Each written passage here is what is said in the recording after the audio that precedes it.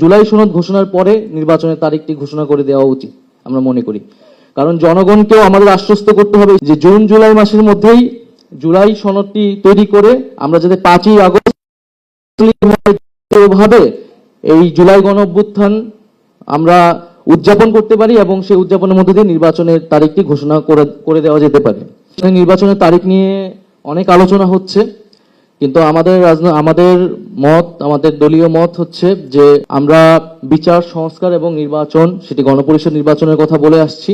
যদি জুলাই সনদ ঘোষণার আগেই নির্বাচনের তারিখ ঘোষণা হয়ে যায় তাহলে আসলে সংস্কার প্রক্রিয়া ব্যাহত হবে বলে আমরা মনে করি। সরকারের পক্ষ থেকে জুলাই ঘোষণাপত্রের একটা আশ্বাস দেওয়া হয়েছিল, এর আগে জানুয়ারির 15 তারিখের মধ্যে সেটি করার কথা ছিল, কিন্তু সেটি হয় নাই।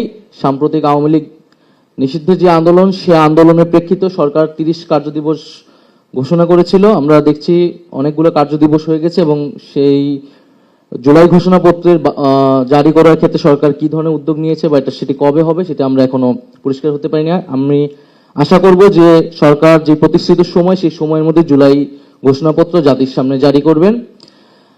আর দ্বিতীয়ত, জুলাই সনদের বিষয়টি এসেছে যে সংস্কার ঐক্যমতের প্রেক্ষিতে আমরা আশা করি যে এই জুলাই মাসের মধ্যেই 5ই আগস্টের আগেই জুলাই সনদ হয়ে যাবে এবং আমরা ঐক্যমতের ভিত্তিতেই বাংলাদেশের পরবর্তী রাষ্ট্র কাঠামো বা সংস্কারের রূপরেখা কি সেটি জানতে পারবো।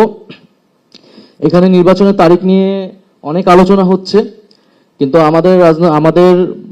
আমাদের দলীয় মত হচ্ছে যে আমরা বিচার সংস্কার এবং নির্বাচন, সেটি গণপরিষদ নির্বাচনের কথা বলে আসছি। যদি জুলাই সনদ ঘোষণার আগেই নির্বাচনের তারিখ ঘোষণা হয়ে যায় তাহলে আসলে সংস্কার প্রক্রিয়া ব্যাহত হবে বলে আমরা মনে করি।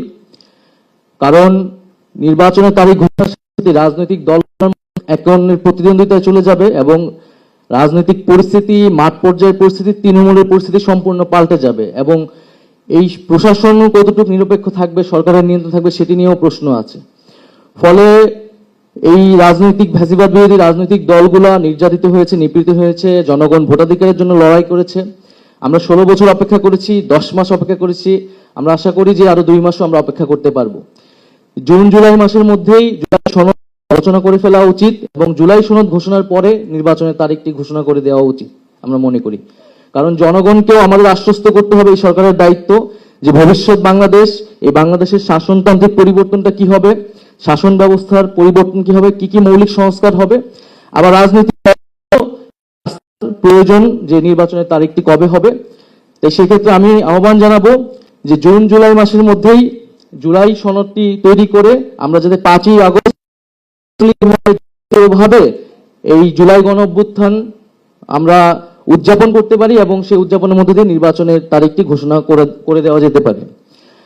আরেকটি বিষয় হচ্ছে, আমরা নির্বাচনের কথা বলতেছি, কিন্তু যদি নির্বাচন ব্যবস্থার সংস্কার না হয়, ন্যূনতম ভাবে নির্বাচন সংস্কার কমিশন গঠিত হয়েছে, সেই প্রস্তাবনাগুলো যদি গৃহীত না হয়, নির্বাচন কমিশন যদি পুনর্গঠিত না হয়, তাহলে আমরা কিভাবে সেই নির্বাচন আসলে কন্ডাক্ট হবে। এবং নির্বাচন কমিশনের নিরপেক্ষতা নিয়ে প্রশ্ন উঠেছে। আমরা প্রধান উপদেষ্টার কাছে আমাদের সেই উদ্বেগ জানিয়েছি, সরকার সেইটি হয়তো বিবেচনা করবেন। আর পাশাপাশি আমরা দেখতে পাচ্ছি যে গভীর উদ্বেগের সাথে যে আমাদের নির্বাচন কবে হবে কি হবে না,